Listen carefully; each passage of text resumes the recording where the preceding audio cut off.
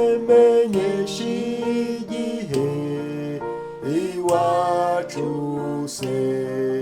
ni muhero ati ijoro ryijimye cyane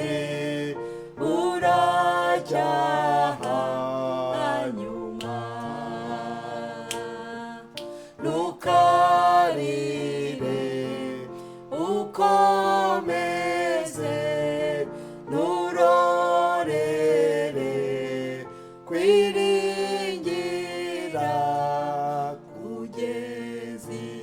igihe uzagerayo ku munsi uhoraho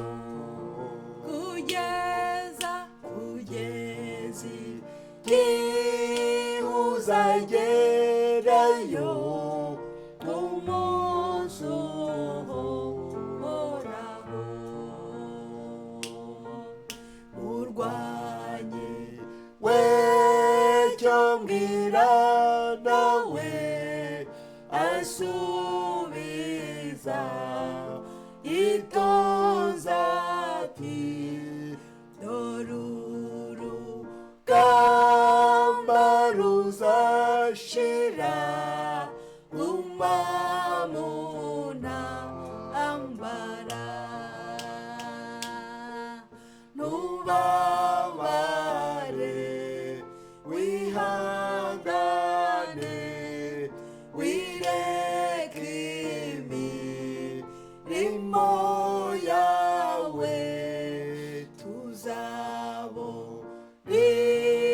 igihembo cyiza nidutabaruka tuzabona igihembo cyiza nidutabaruka ndacyaba zibyaremwe byose bisubiza bitya biti iyi si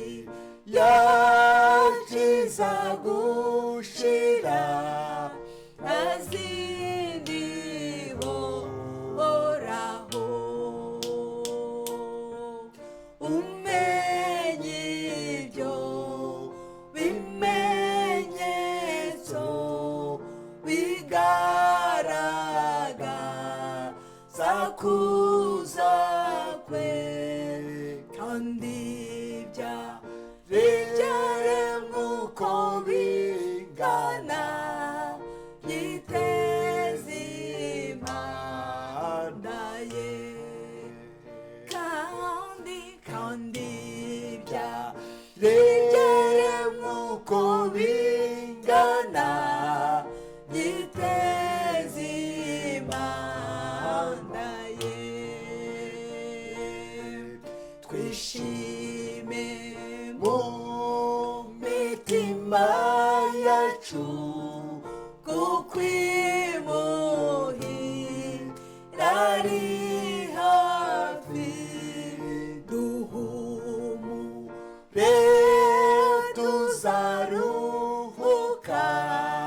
tutakibabara ntukarire tuzabana ibyago bizashiraho ntituzabura y'amahoro kwa Yesu mw'ijuru ntituzabura